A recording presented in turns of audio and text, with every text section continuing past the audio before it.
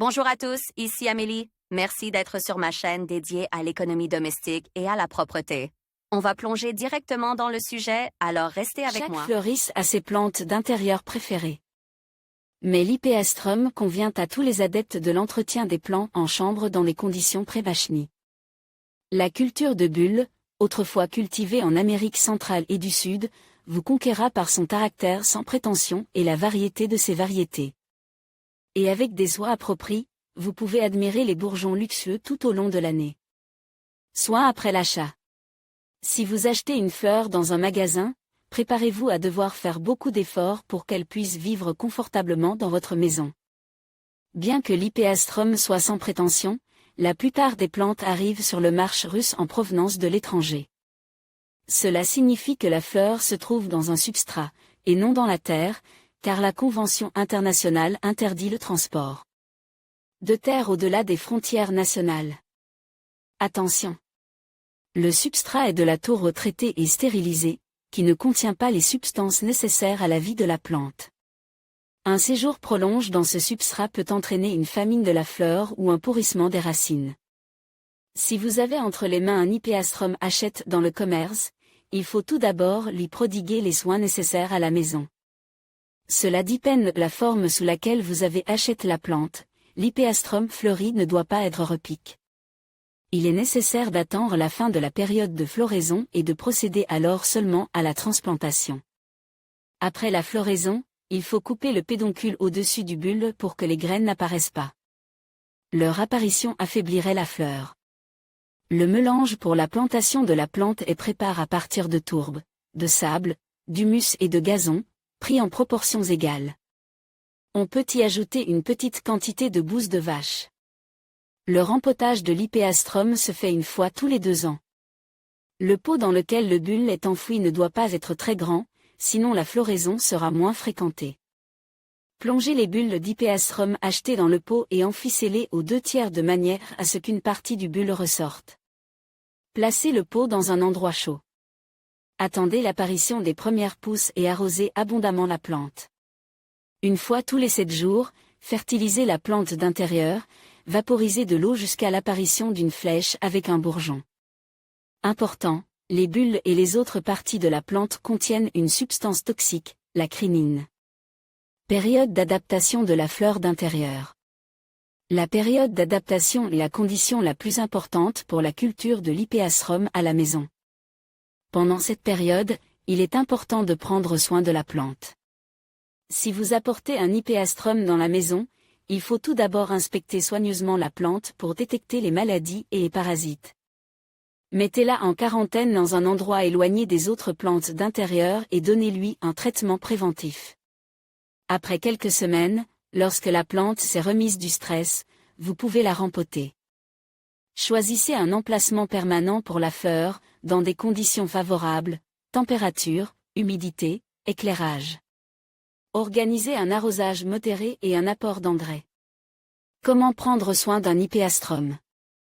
Si, après avoir acheté une plante d'intérieur, vous avez procédé à son traitement, à sa transplantation et que vous avez une fleur d'hypéastrum en bonne santé, les soins ultérieurs de la fleur et sa culture à la maison ne seront pas difficiles pour vous. L'endroit où la fleur sera placée doit être en soleil et aéré, avec la chaleur du printemps, fin mai, vous pouvez la placer à l'extérieur. Ou sur le balcon, utilisez des engrais pour fleurs, à la fin de la saison estivale, réduisez la fertilisation et arrêtez de stimuler la floraison, limitez progressivement l'arrosage de la plante, car d'octobre à décembre, il faut mettre l'hypéastrum au repos. Placez le pot contenant le bulbe dans un endroit frais, la température ne doit pas dépasser 15 degrés Celsius, à la fin du mois de décembre, nous transplantons le bulbe dans un pot plus grand, nous faisons un burnou. C'est un fait. Jusqu'au XXe siècle, les botanistes ne parvenaient pas à se mettre d'accord et regroupaient l'Amarallie et l'hypéastrum en une seule espèce. En 1954, la communauté internationale des botanistes n'a reconnu qu'une seule espèce, Amaryllis belladonna, d'origine africaine. Les autres plantes de cette famille d'origine américaine sont classées dans le genre Hypéastrum, Hypéastrum. La température. La patrie de l'Hypeastrum reste l'Amérique du Sud, il ne faut donc pas s'étonner que les hivers russes ne conviennent pas à la plante. Elle se sent bien à des températures de plus 15 à plus 25 degrés Celsius. En été, la température peut être plus élevée, auquel cas vous pouvez planter la plante dans le parterre ou la sortir. À partir de la fin décembre, lorsque le bulbe se repose, il n'a pas besoin de température élevée, plus 15 degrés suffisent amplement. Humidité dans le pot. La fleur préfère une humidité modérée. Les petits pots conviennent à l'Hypeastrum, car pour que la fleur s'épanouisse plus rapidement, il doit y avoir quelques centimètres entre le bulbe et les parois. En période de dormance, le pot doit être sec pour éviter la pourriture. En d'autres temps, l'humidité est régulée à l'aide d'un goutte à goutte. La tourbe contenue dans le mélange pour bulbe éliminer l'humidité superflue. L'éclairage. Pour réussir la culture de la fleur, il faut choisir le bon endroit dans la maison. L'Hypeastrum vit dans le sud et a donc besoin d'un bon éclairage pour se développer pleinement. Il est préférable de placer la plante sur des fenêtres orientées vers le sud, sud-ouest, sud-est, sud.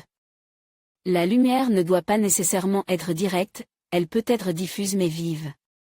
Comme la plante est en dormance une partie de l'année, lorsque votre fleur commence à perdre ses feuilles, vous pouvez déplacer le cache-pot à bulbe dans un endroit plus sombre. L'arrosage. Dès les premiers rayons chauds du soleil, l'Hypeastrum donnera quelques pousses, et la saison d'arrosage pourra alors être considérée comme ouverte. Commencez à arroser la fleur sans ménager l'eau. Elle ne doit pas être froide, laissez-la reposer à température ambiante. En plus de l'arrosage, vous devez pulvériser la fleur jusqu'à ce que le pédoncule floral apparaisse. La quantité d'arrosage doit être régulée, si vous attendez l'apparition d'une flèche, ne versez pas beaucoup d'eau sur la fleur. Avec un arrosage abondant au départ, les feuilles commenceront à pousser. À la fin de l'été, réduisez l'arrosage au minimum et arrêtez. Le bulbe se repose. Important, ne versez pas d'eau sur le bulbe pour éviter qu'il ne pourrisse. Il est préférable de verser l'eau dans un bac ou sur le bord du cache-pot. Maladie. Un substrat mal prépare pour la plante, trop d'engrais, un arrosage excessif ou incorrect, sur le bulbe, une faible luminosité peuvent entraîner des maladies. La maladie la plus dangereuse pour l'Hypeastrum est l'échaudure du bulbe rouge. Les signes de la maladie sont l'apparition de stries et de petits points de couleur rouge. Si la staganosporose est détectée, enlevez toutes les zones affectées par la maladie. Traitez les coupures qui en résultent avec des solutions de phytosporine. Après le traitement, il faut faire sécher un peu le bulbe et vérifier s'il n'y a pas de nouveaux signes de la maladie. Si la fleur a repris vie, transplantez-la en toute sécurité dans un nouveau récipient. Le bulbe doit être à moitié sorti du pot, afin que vous puissiez surveiller son état. Plus tard, vous pourrez ajouter de la terre. Les premières semaines après la transplantation, arrosez la fleur au minimum, traitez avec des solutions de fendazole, continuez le traitement avec des préparations contenant du cuivre.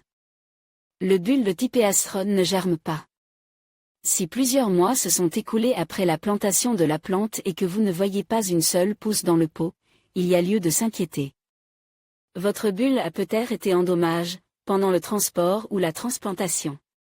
Examinez-le et s'il présente de petites lésions sur le côte, enlevez-les avec un couteau et désinfectez-les avec du Prévicure. Transplantez-le dans un autre pot avec un nouveau substrat. Placez un drainage au fond afin qu'il n'accumule pas trop d'humidité.